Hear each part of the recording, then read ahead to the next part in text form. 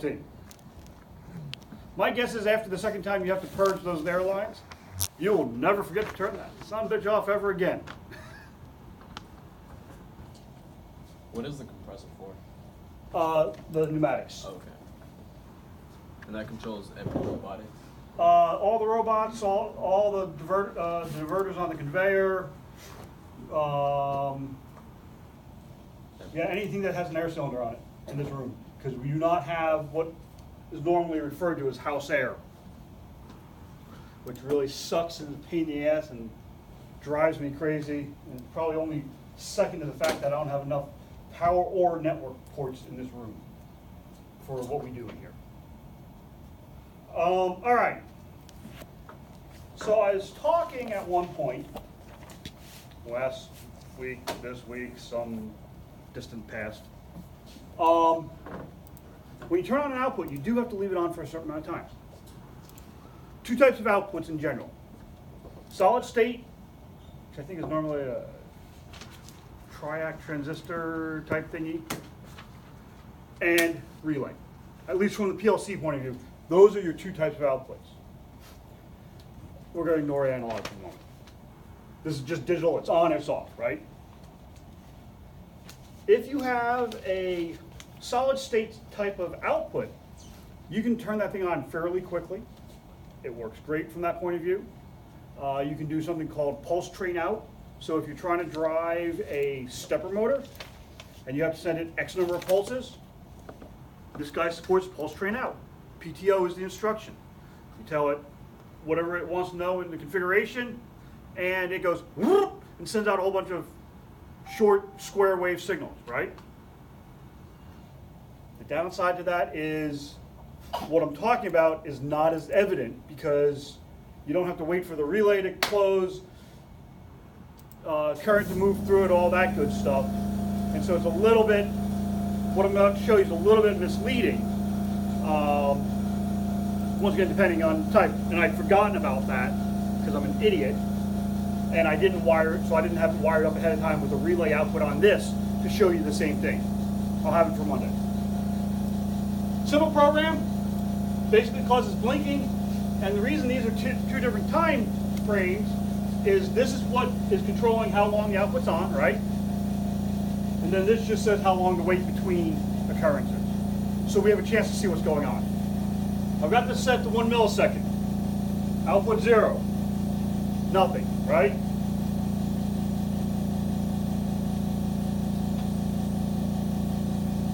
It only works on the screen if I go online.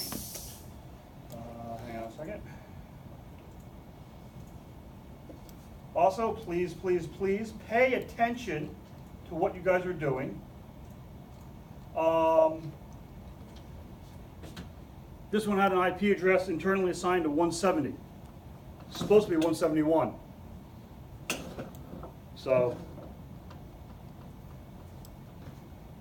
kind of problematic. All right, let's go online.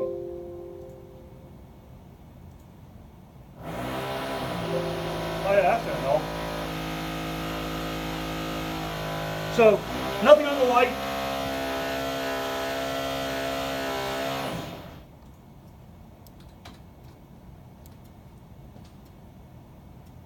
Yeah, I'd still say nothing on the light.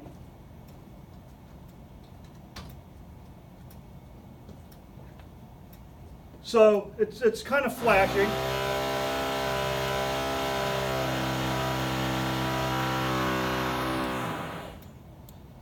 I don't recall, these are, I believe, are 110 bulbs in there. And so you have to wait for the incandescent to warm up. Right? So you see enough light unlike an LED, although an LED does have a ramp up time as well. Obviously, the longer this time is, the brighter that's getting, more time that the output has to react to the fact that it's on, right? And generally for a light, who the hell cares? Usually you're trying to do something silly like blink it quickly or slowly or whatever.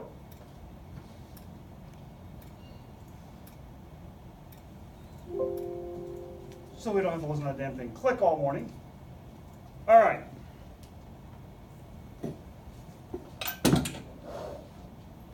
This is Logix 5000. You guys hopefully are getting comfortable with it.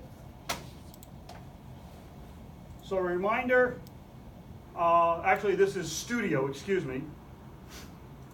The PLC at the end of the robot here is this L24ERQB1B. Pick the wrong processor, it's not going to work, right? It'll warn you. Now the good news is, if you're in the right software, you pick the wrong processor, it will probably ask you, do you want to change the processor? And so it's not a big deal. Excuse me.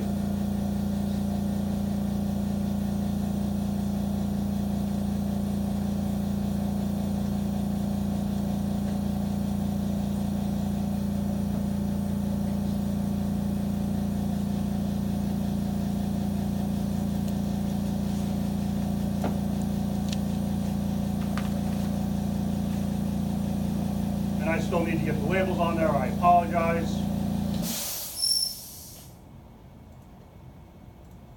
So this is the correct processor. I'm going to set this path. And you know, I'm going to go online real fast.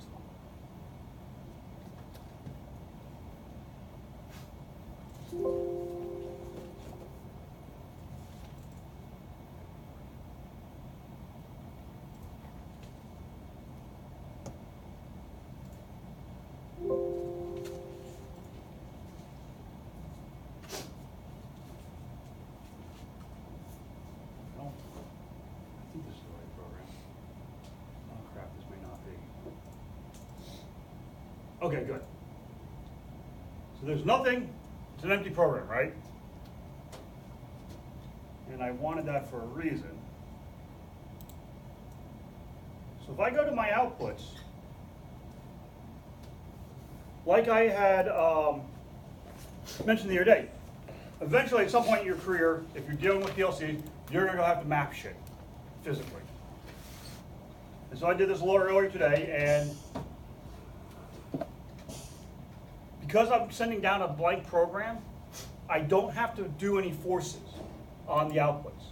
If I have a program loaded and I want to turn on an output, my scan cycle is going to update the outputs, and I'm going to be fighting that. That's when you have to use the force on the output. I don't have any programs, so I don't have to worry about that. But you'll notice this first swing arm, if you turn around and watch, I'm going to turn it on in 3, 2, 1, on. What is that, about 2 seconds? Second and a half? Sure as hell wasn't 7 milliseconds, right? Turn the light on in 7 milliseconds. Turn that sucker on for 7 milliseconds. I'm probably not going to see a whole lot of anything, am I? So let's go offline.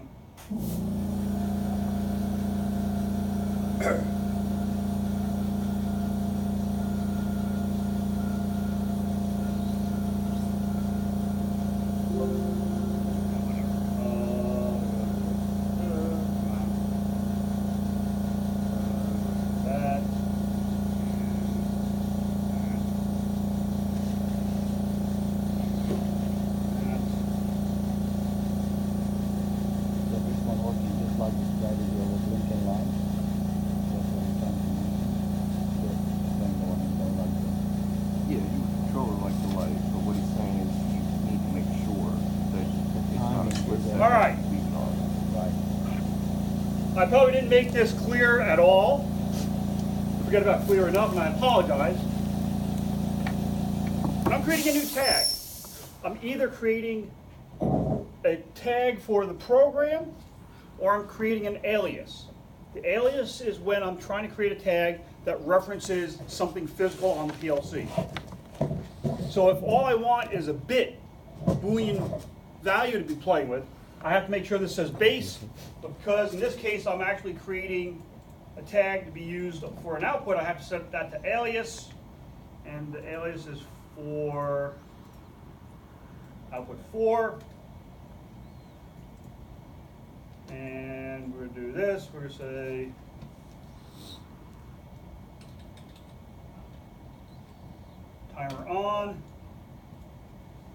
Now, good news is I'm creating a timer. It's not an alias for anything. It's just a timer. It's internal to the software, so I can just hit create and it does what it wants to do and it's happy. Timer off.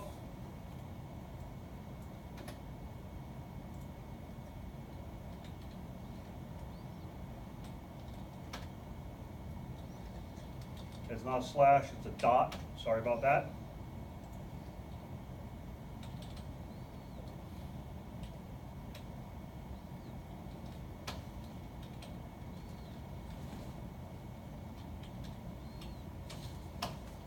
All right.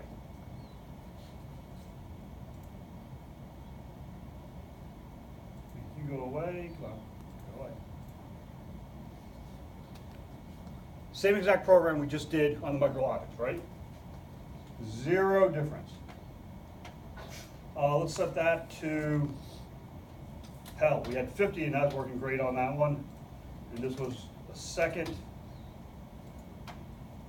Save. Download that sucker. So now it's the timer bits, it go by the name, right? It's like, you see how you name it timer off, timer on? Yeah. You know how we used to do T4? Yes. This one, it go by the, once you name Yep. the bit, it will take that timer. Exactly. Okay. Now, I could have called it T4.0 if I wanted. Or Oh. T4:0, I think. I don't remember if it lets you do colons, I'd have to try. But you could call it T4.0, T4.1, T4.2 if you wanted to. Whatever you name it, the bit is gonna go by. Exactly. Exactly. All right. Of course, I haven't tested this demo, so we'll see how well it works.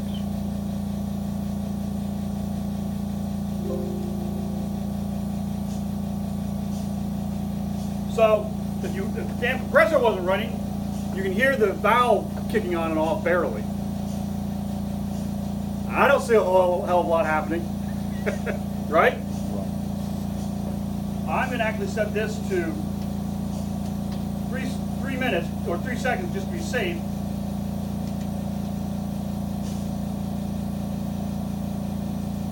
Still no twitch. All right, 500 milliseconds. All right, well, we're getting something, right? So depending on whether you're trying to play hockey or whether you're trying to divert, 500 might be a good amount of time that output has to stay on. Anything less of it, and you're going to get something less, and depending on the type of cylinder, depending on the type of valve, whatever, I mean, it might twitch, it might do that, it might do something else. The other thing you have to pay attention to and be careful. So this is given enough time to really recharge things. There's an advantage and a disadvantage to pneumatics. The advantage is, one of the advantages, is that from a safety point of view, it tends to be a little bit safer because I can actually provide enough pressure by my hand to keep the actuator from moving all the way, right? That's hydraulic, I wouldn't be able to do it. The downside is air is compressible. So it's a win. Sometimes you win, sometimes you lose on it.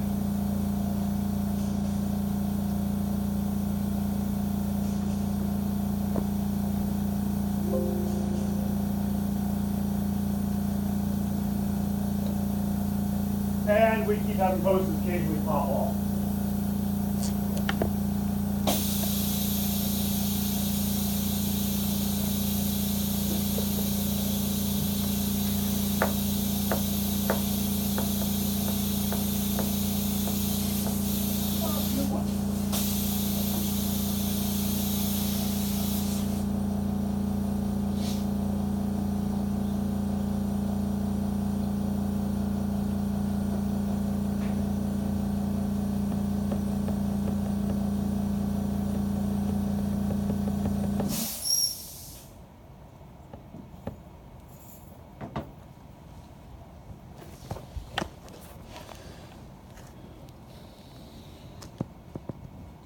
And so one of the things you're going to have to decide as you do stuff is, how long do I need to leave that on? Can I leave it on for 500 milliseconds? Well, maybe I can, but depending on how frequently it has to cycle, you run the risk of there not being enough air pressure on the return side of the valve. Because the way the cylinder works is, as it moves back and forth, it has to displace the air on the other side of the cylinder, right? It's got to go somewhere. If I have a system that's fully charged, and when I say fully charged, I mean it's fully pressurized, the side that I'm displacing, that I'm pushing out, is going to go slower than if there's no pressure behind it, right? If there's no pressure behind it, wham! Get enough pressure behind it, almost equal pressure on both sides, it's going to go much slower. And so then you have to worry about, okay, is my time based on there being pressure as I'm moving in one direction, or no pressure as I'm moving in that direction? Does that make sense? And you'll have to play with it. One of the things we're going to play with is something called a rodless cylinder. Most cylinders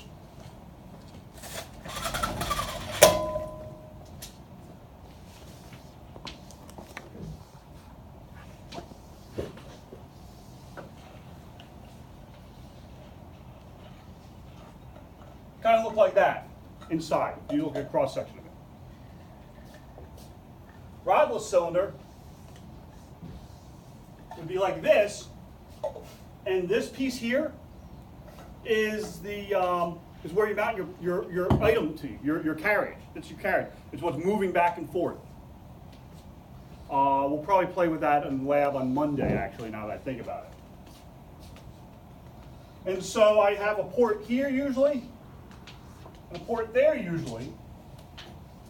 And as that air moves back and forth, I have either a lack of pressure or too much pressure, and that thing will tend to slam against one end or the other. It's hard on the equipment when it's constantly slamming back and forth like that. Especially if it's doing it fairly rapidly or has a good long stroke to go. That thing gets up a head of steam. Some bitch just keep going. Put 110 psi behind that sucker, and your fingers do not want to be there. Now the good news is, because it's air, depending on the size of that cylinder, once it gets there, you could probably push it back off so the person whose finger is now crushed in there can get their fingers out. But it's going to pick up some velocity on you. Does that make sense? So you're going to have to pay a lot of attention to how long you're holding on the diverters. And so the plan, so the two big projects we're going to do during class as we move forward from here, it's not going to be as formal a project, but it'll be the conveyor. We're going to track boxes on the conveyor, use barcode scanner, get the data into the PLC, make a decision in the PLC. Normally that has been our final project. I got bored with it. So I came up with the wet lab, the mixing of liquids, that's going to be the final project. Same thing there though. With the outputs, we've got proportional valves. So it can open up part way and let a little bit of water through, or open up all the way and let a lot of water through. And there's a delay in how far it's moved. It's got to physically rotate a certain amount, and you'll have to give that time to do that, because if you just open up and close it real fast, you're not going to get any water coming out. Questions? I would keep working on the, what the hell did I give you Wednesday? The box counting, size counting. I will warn you, until I get it fixed, Ben has to unplug the conveyor to plug in his conveyor. We're working on addressing that issue. But if the conveyor doesn't start up, and more importantly, if